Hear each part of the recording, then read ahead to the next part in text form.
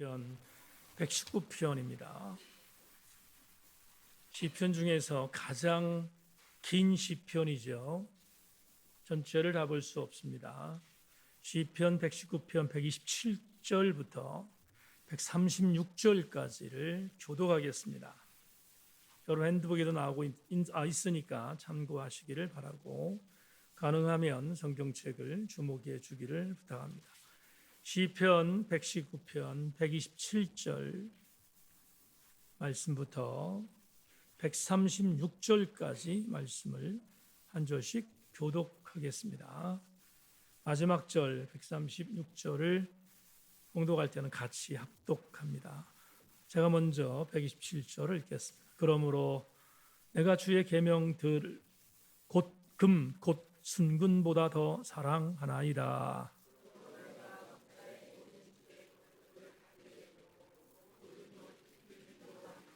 주의 증거들은 놀라움으로 내 영혼이 이를 지키나이다.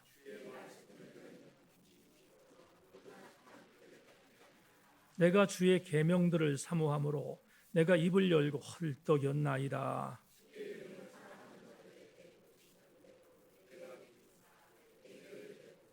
나의 걸음을 주의 말씀에 굳게 세우시고 어떤 죄악도 나를 주관하지 못하게 하소서.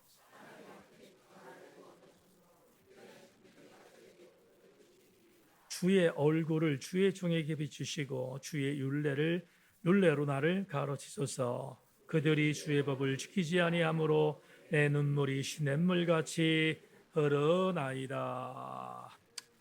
아멘. 주님 말씀하시.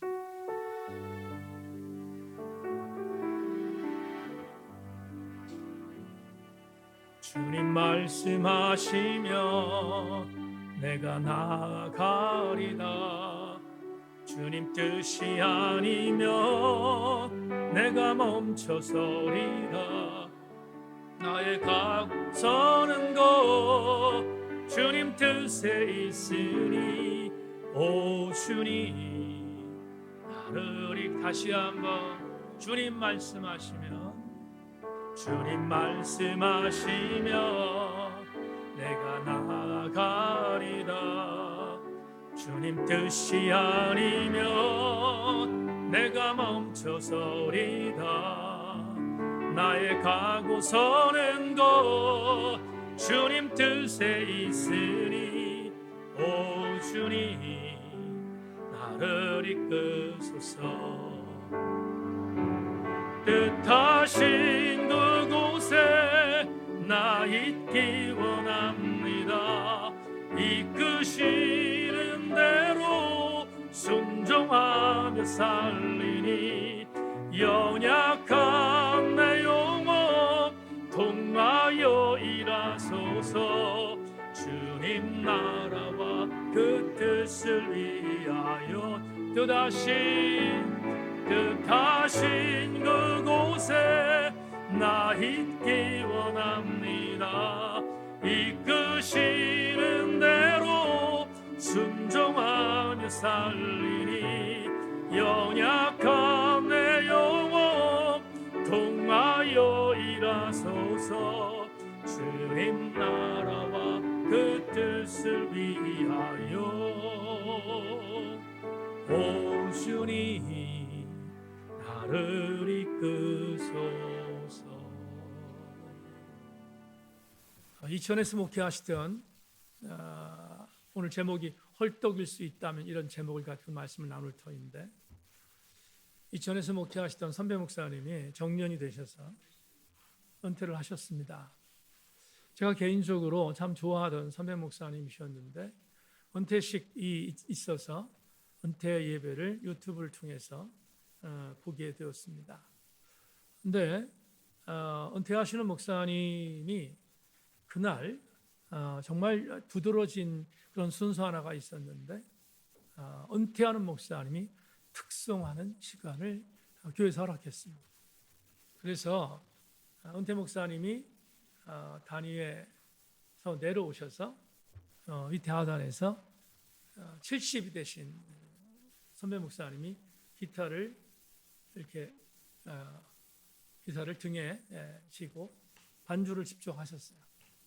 하시면서 불렀던 찬양이 있습니다. 70세가 돼서 은퇴하는 선배 목사님이 그날 불렀던 찬양이 오늘 여러분과 함께 부른 찬양입니다. 주님 말씀하시면 내가 나아가겠습니다. 70 이상이 돼서 이제 은퇴하는 나이가 되셨는데 여러분 젊은 목사가 이 찬양을 부르면 그러면 충분히 무슨 말인지 의미가 있습니다. 70이 돼서 현장에서 내려오는 선배 목사님이 이 찬양을 부르는데 그 은퇴하는 교회에 많은 교우들이 훌쩍거리는 것을 유튜브를 통해서 보게 됐습니다. 그리고 젊은 목사가 부르는 찬양보다도 은퇴하신 목사님이 이 찬양을 부르는 찬양을 보다가 가슴이 뜨거워졌어요. 여러분 70이 돼서 은퇴를 하고 이제는 사역을 마칠 거야가 아니라 주님 말씀하시면 내가 끝까지 나가겠습니다 라는 고백은 적지 않은 감동을 준 그런 이벤트의 사역이었다라고 하는 그런 기억이 지금도 있습니다. 지난 월요일 날 성서 묵상을 했습니다. 저는 여러분 제 성서 묵상이 있다고 말씀드렸잖아요. 지난 월요일 날 성서 묵상의 텍스트는 다니엘 7장 21절이었습니다. 다니엘 7장 21절 이렇게 기록되어 있습니다. 내가 본즉 이 뿔이 성도들과 더불어 싸워 그들을 이겼더니. 한 번만 더 읽겠습니다. 내가 본즉 이 뿔이 성도들과 더불어 싸워 그들에게 이겼더니. 이 구절을 그날 성서 텍스트로 정하고 제 성서 일지에다가 이렇게 묵상글을 썼습니다. 경청해 주시기를 부탁합니다. 구약의 묵시록이라고 지칭되는 다니엘 7장은 해석의 논점이 다양하다. 다니엘이 본 환상의 내용이 대단히 여러 해석을 요하기 때문이다. 상당히 많은 해석의 관점은 차치하고 복음주의권에서 일반적으로 이해되는 해석으로 접근하는 것은 해석의 위험함을 피하기 위함이다. 도대체 성도들과 싸워 이기는 상대, 즉 뿔은 무엇일까? 유대인들에게 가장 잔인했던 셀루키도 왕조의 안티오코스 4세라고 말하는 학자들도 있고, 교황을 지칭한다고 말하는 사람도 있고, 심지어는 로마 제국을 의미한다고도 한다. 무엇이 되었든 이 뿔이 성도들과 싸워 이겼다는 점이 중요하다. 나는 오늘 작금의 뿔에 주목한다. 20세기의 뿔은 더 잔인하다. 호모데우스 시대에 성도들을 싸워 이기는 뿔에 주목한다. 오늘의 뿔은 무엇일까? 무뎌짐과 무감각이다. 신앙인들에게 있어서 가장 두렵고 치명적인 뿔은 영적인 무감각이자 무뎌짐이다. 자기가 지금 어떤 영의 상태인지에 대하여 모르는 것이 아니라 무시하는 일이다. 전혀 관심이 없기 때문이다. 다시는 일어날 수 없게 만드는 무뎌짐, 무감각이 오늘의 뿔이다. 이 뿔의 공격에 노출 되는 자는 백전백패한다. 그러기에 2024년 11월 26일 나는 이렇게 절규한다. 하나님, 무감각과 싸워 이길 수 있는 영적인 문간함으로 무장하게 하옵소서. 여러분, 영적인 민감함을 오늘 여러분과 나눌 수요일 저녁 집회의 단어로 바꾸겠습니다. 이렇게 바꿀 수 있습니다. 하나님, 오늘 나에게 주의 말씀에 대하여 헐떡이게 하여 주옵소서. 오늘 저는 여러분과 함께 헐떡이다는 이 단어를 중심으로 해서 신의 영성을 따라가 보겠습니다. 오늘 여러분과 세 가지를 간단히 말씀을 나눌 것인데 주목해 주시고, 특별히 셀 리더들은 이 세 가지를 이번 주일날 또 전해야 되니까 특별히 더 주목해 주시기를 부탁드립니다. 127절 본문 보겠습니다. 같이 읽겠습니다. 시작. 그러므로 내가 주의 계명들을 곧 금 곧 순금보다 더 사랑하나이다. 여러분, 정말로 무감각과 무뎌짐과 싸워 이기기 위한 오늘날의 헐떡임이 과연 뭘까? 첫 번째로 자막, 여러분에게 묻겠습니다. 주의 말씀을 사랑하려는 목마름이 있습니까? 주의 말씀을 뭐하는? 사랑하려는 목마름이 있을까? 오늘 시편 117편 중에서 시편 119편은 176절까지 있습니다. 성경이 가장 긴 절을 갖고 있는데 제게 시편 119편의 가장 중요한 구절이 무엇이냐고 묻는다면 지금 말씀드린 127절이라고 주저없이 말합니다. 시인은 이렇게 말합니다. 내가 주의 계명들 곧 금 순금보다 더 사랑합니다. 이렇게 표현합니다. 여러분, 연애 결혼하신 우리 교우들이 있죠? 사랑한다는 감정이 뭡니까? 사랑한다는 감정은 나는 당신에게 관심이 있다는 것입니다. 관심이 없는 사람은 사랑하지 않습니다. 여러분, 사랑과 함께 똑같은 평행선을 겪고 끝까지 같이 가는 것이 뭐냐 하면 사랑은 관심이다 라고 하는 것이죠. 그러니까 관심이 없다면 사랑하지 않는다는 증거이고 사랑한다면 관심이 있다는 겁니다. 그런데 오늘 시인이 이렇게 말합니다. 그러므로 나는 주의 계명, 계명이라는 단어는 히브리어 원어 성경을 보면 말씀입니다. 그러니까 시인은 이렇게 말하는 거죠. 나는 주의 말씀에 대하여 사랑합니다 라고 표현한 것입니다. 이 말은 조금 전에 말씀드린 말로 바꿔 말한다면 하나님, 나는 주님 말씀에 관심을 갖고 있습니다 라는 겁니다. 여러분에게 먼저 말씀드립니다. 하나님 말씀을 사랑하기 위하여 하나님 말씀에 관심을 갖는 여러분 되기를 주의 이름으로 소망합니다. 우리가 느헤미야 강의를 하지 않았습니까? 수문학 광장에 모였던 족장들, 지도자들, 그리고 심지어 제사장들까지 포함하여 수없이 많은 시간 동안에 에스라 학사를 통하여 울려 나오는 하나님 말씀을 기다렸습니다. 여러분, 느헤미야 8장 13절에서 이렇게 말하잖아요. 그 이튿날 뭇 백성의 족장들과 제사장들과 레위 사람들이 율법의 말씀을 밝히 알고자 하여 학사 에스라에게 모였다. 율법의 말씀을 밝히 알고자 하여, 이걸 저는 뭐라고 표현하는가? 말씀에 관심을 가졌다라고 해석할 수 있습니다. 반대로 하나님 말씀에 관심이 없으면 어떤 일이 벌어지는가? 성경적인 증언을 하나 말씀을 드리겠습니다. 사무엘상 2장 25절을 보면 엘리의 제사장이 두 아들들이 나오는데 그 아들들이 홈리와 비느하스입니다. 이들이 얼마나 못된 짓을 했는지 한번 볼까요? 이렇게 말합니다. 사람이 사람에게 범죄하면 하나님이 심판하시려니와 만일 사람이 여호와께 범죄하면 누가 그를 위하여 간구하겠느냐 하되 그들이 자기 아버지의 말을 듣지 아니하였다. 이는 여호와께서 그들을 죽이기로 뜻하심이었더라. 홈리와 비느하스는 당시 제사장은 세습이었기에 아버지 뒤를 따라서 세습한 제사장이 되었습니다. 그런데 여러분, 성전을 관리한, 당시엔 성소였는데 성소를 관리하는 여성들과 동침하고, 정말로 기가 막힌 범죄죠. 동침하고 하나님께 드릴 제물 중에서 좋은 것은 자기가 차지하고 하나님께 드리는 것은 가증한 것을 드렸던 아주 못된 짓을 일삼던 사람이 홈리와 비느하스입니다. 아버지 엘리는 늙었습니다.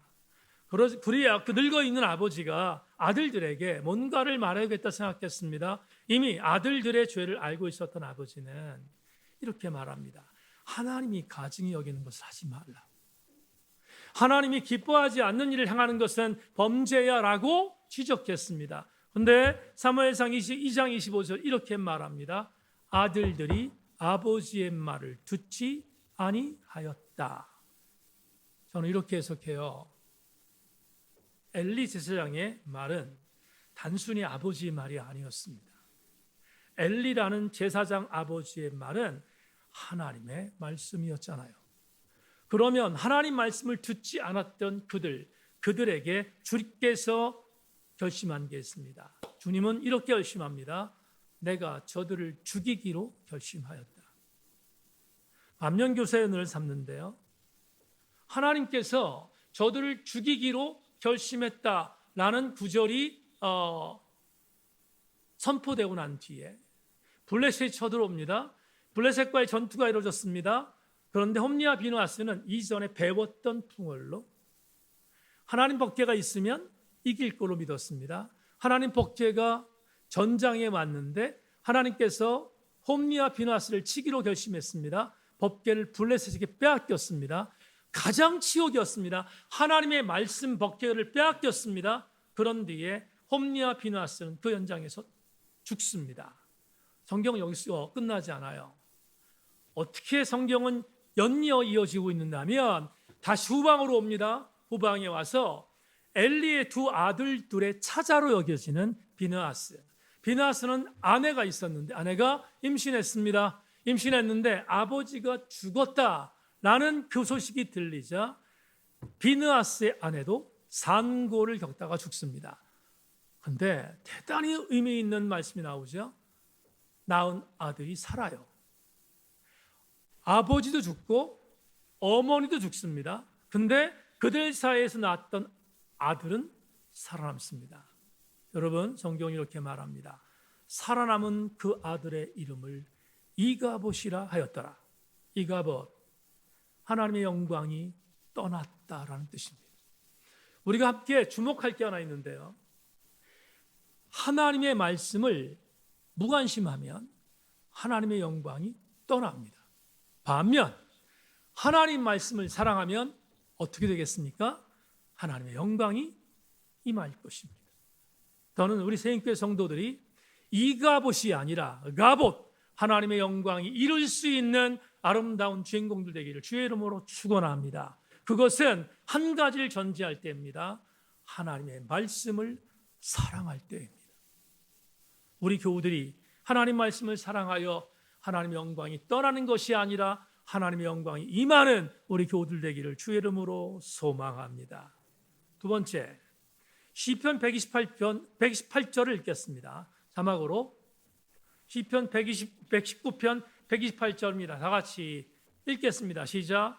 그러므로 내가 범사에 주의 법도를 바르게 여기고 모든 거짓 행위를 미워하나이다. 자, 이 구절을 저는 이렇게 해석했습니다. 자막 볼까요? 두 번째, 적어도 시편 119편 128절을 해석하면 어떤 해석이 되냐면 이렇게 됩니다. 지금 내가 범사에 주의 법도를 바르게 여기고 모든 거짓을 미워하겠다고 결심했다는 말은 이런 말이죠. 주의 말씀대로 살려는 목마름이 내게 있는가를 묻는 거예요. 여러분, 주의 말씀대로 살려는 목마름이 있는가? 두 번째, 오늘 우리가 헐떡이라는 단어를 통해서 함께 반추할 아주 중요한 메시지가 아닐 수가 없습니다. 요한계시록 1장 3절, 우리 새벽 예배 때 한번 읽었는데 다시 한번 보겠습니다. 요한계시록 1장 3절입니다. 다 같이 시작. 이 예언의 말씀을 읽는 자와 듣는 자와 그 가운데 기록한 것을 지키는 자는 복이 있나니 때가 가까움이라. 아멘. 자, 이 구절을 해석하겠습니다. 지금 요한계시록에 나오는 계시록의 7개의 교회에 편지하는 글 가운데 선상을 받던 장로는 이렇게 말합니다.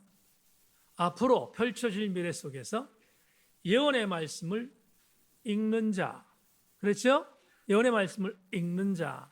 두 번째 뭐라고 되어 있습니까? 듣는 자. 그 다음에 세 번째로 뭐되어 있습니까? 그의 말씀을 지켜 행하는 자는 복이 있다. 이렇게 말합니다. 그런데 해석을 하면서 이런 생각이 들었습니다. 너무 잘합니다. 읽는 자, 듣는 자, 그 가운데 있는 것을 지켜 행하는 자 복이 있다. 라는 이 말씀이 제게는 어떻게 들렸는가 하면 이렇게 들렸습니다. 한국교회는 하나님 말씀을 읽는 것과 하나님 말씀을 듣는 것에 있어서 세계 최고입니다. 제가 이번에 순례 갔을 때도 대한민국처럼 하나님 말씀을 사모하는 나라가 그렇게 많지 않다는 것을 가이드를 통해서 듣게 되었는데 정말 저도 인정합니다. 하나님 말씀을 듣는 것과 하나님 말씀을 읽는 것에 있어서 세계 최고의 나라가 대한민국입니다. 그런데 아쉬운 것은 3번이 약합니다. 3번이 뭐죠? 지켜 행하는 것입니다. 근데 이걸 역으로 해석하겠습니다. 여러분 조금 불편해도 여러분 들으십시오.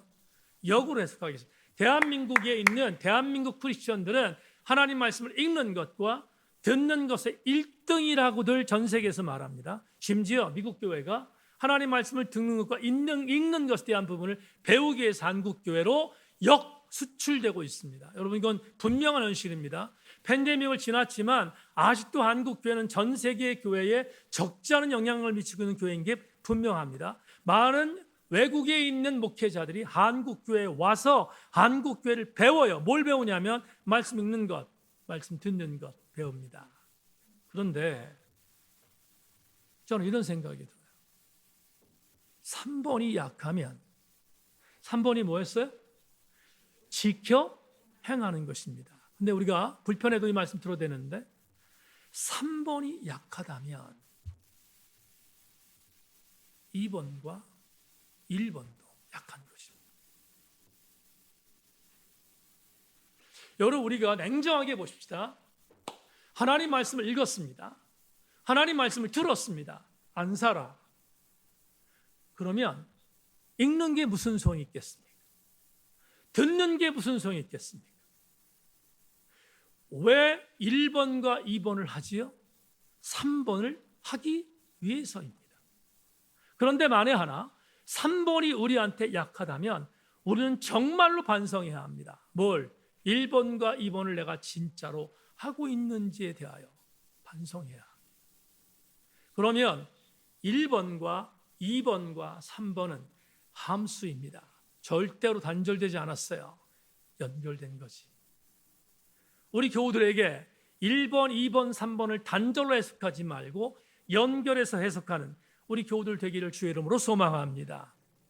여러분 유튜브를 보시는 분들, 유튜브에 열광하는 사람들 많이 있잖아요. 근데 유튜브를 하면 돈을 내면 광고가 없는 유튜브를 합니다. 유튜브를 볼 수 있습니다. 근데 저는 광고를 있는 것을 봅니다. 왜냐하면 그게 너무 아까워요. 그래서 광고가 있는 유튜브를 보는데 이번에 우연히 그 광고 중에 아마 보신 분들 많을 겁니다. 국경 없는 의사회라는 광고가 있습니다. 보신 적 있습니까? 국경 없는 의사회 광고가 있습니다. 근데 그 광고를 보다가 와 이건 정말 복음적이네.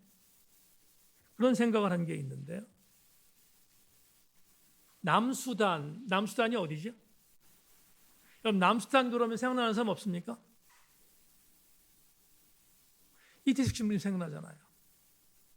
남수단에 이태식 신부처럼 신부는 아니지만 소아과 의사 최용준 전문의가 그곳에 국경 없는 의사에 가입해서 그곳에서 사역한 일들을 보고하는 광고가 있습니다.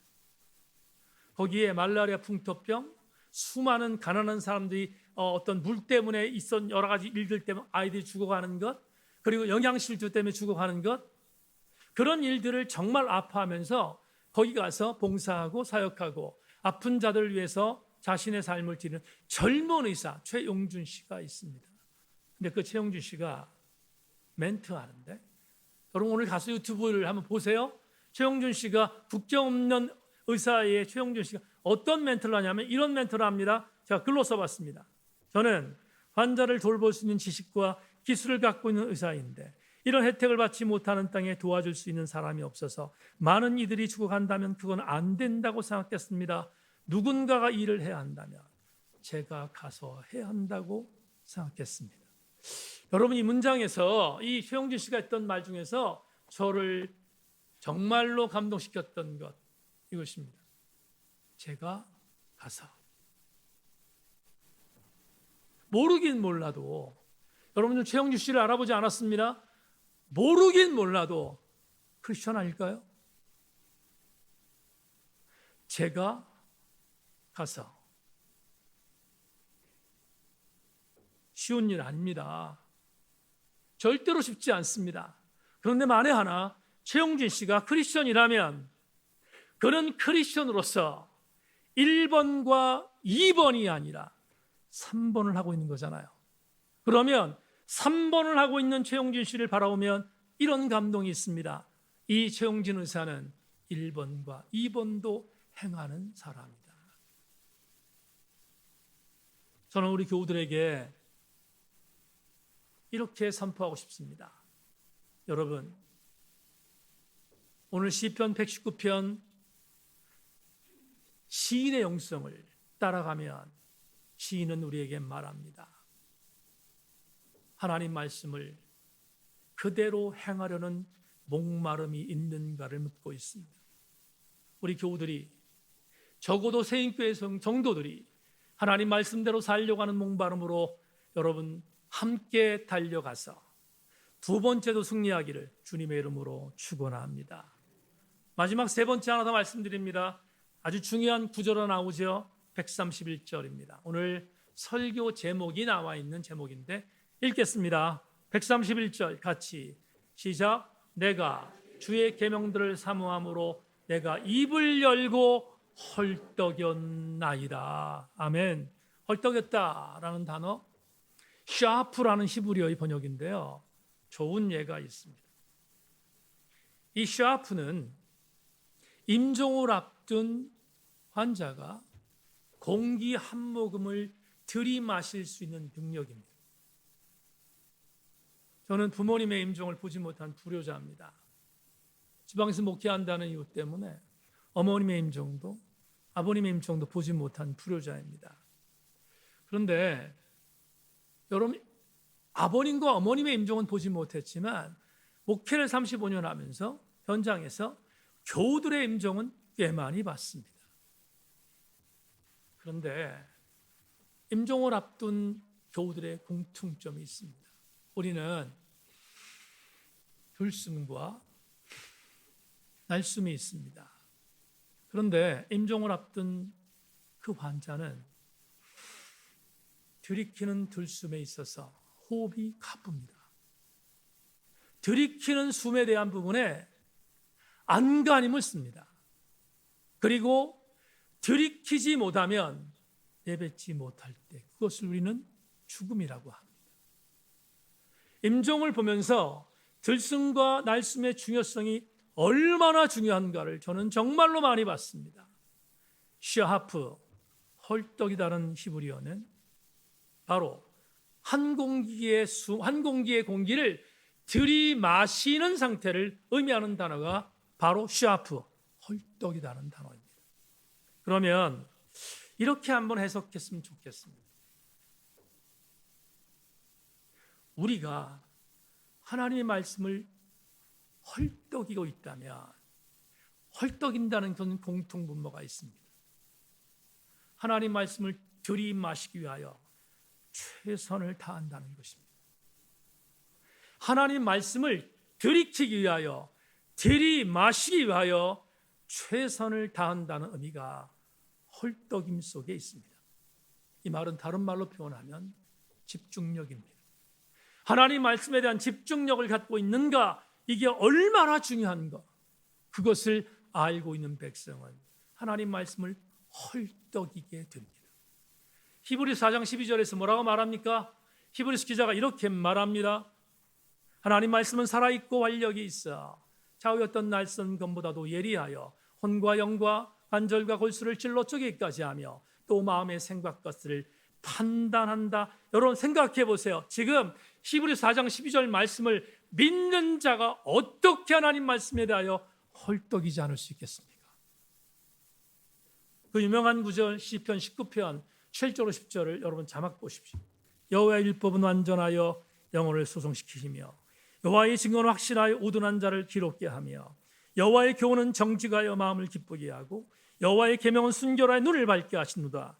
여호와를 경외하는 도는 정결하여 영원까지 이르고 여호와의 법도 진실하여 다 의로우니 금 곧 맞는 순금보다 더 사모할 것이며 꿀과 송이꿀보다 더 달도다.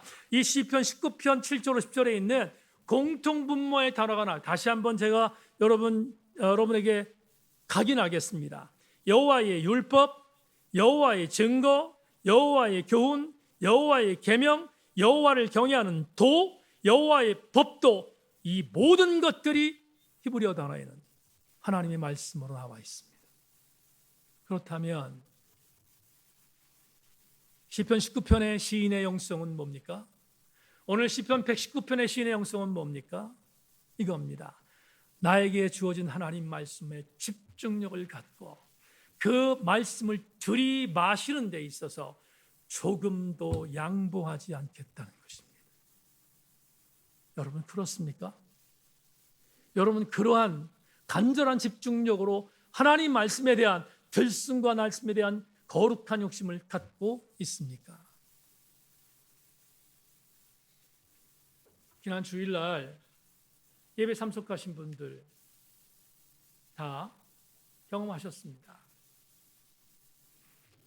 지난주에 예배를 시작했는데 주일날 예배 때 줌으로 이미혜 집사님, 지금 줌으로 예배드리는 이미혜 집사님이 옛날에 이산가족 찾기 누가 그 사람을 아시나요? 그거 여러분 있잖아요.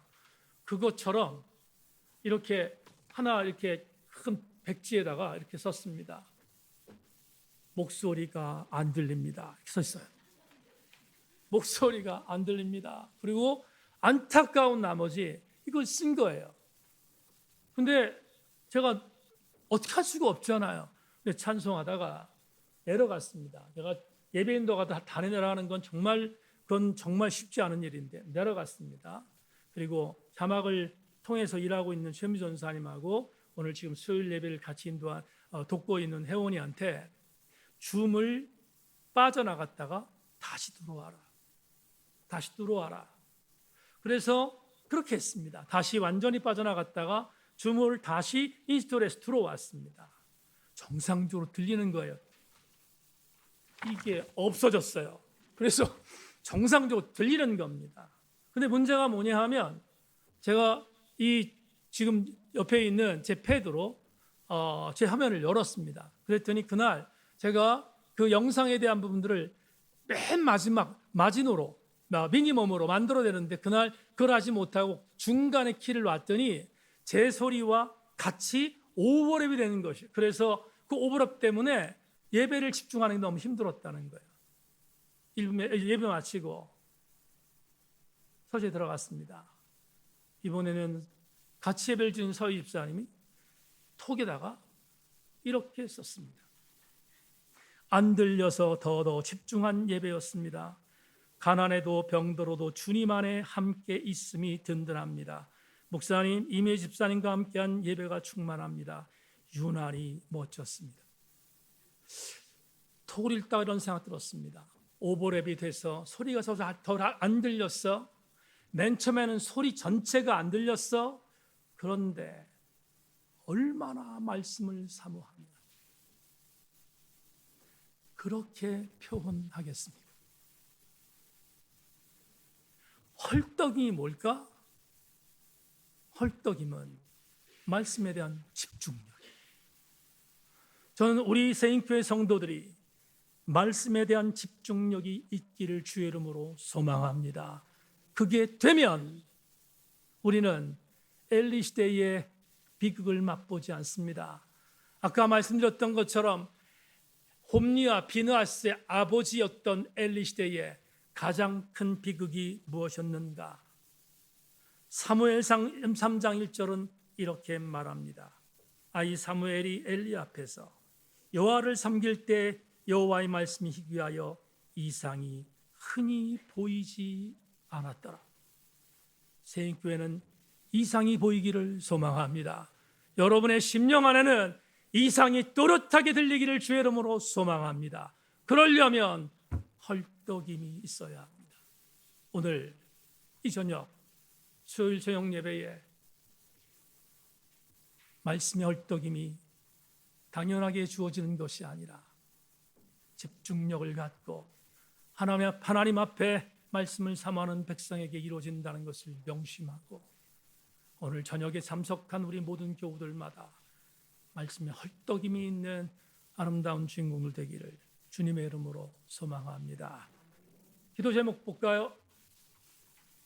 기도 제목 한번 보겠습니다. 4가지 기도 제목을 함께 보겠습니다. 함께 읽겠습니다. 첫 번째, 시작. 하나님 말씀에 대한 헐떡임을 주옵소서. 두 번째, 하나님 오늘 나 역시 말씀을 무기 삼아 살게 없어서. 세 번째, 하나님 오직 말씀만이 나를 지키는 보루임을 망각하지 않게 없어서. 네 번째, 하나님 대신자들과 이런 양들에게 말씀이 접목되어 회복의 은혜를 주옵소서. 마지막 5번째, 하나님 저녁 집회가 끝까지 승리하게 하여 주옵소서. 주님 말씀하시며 찬양하고 함께 기도하시고 돌아가시겠습니다.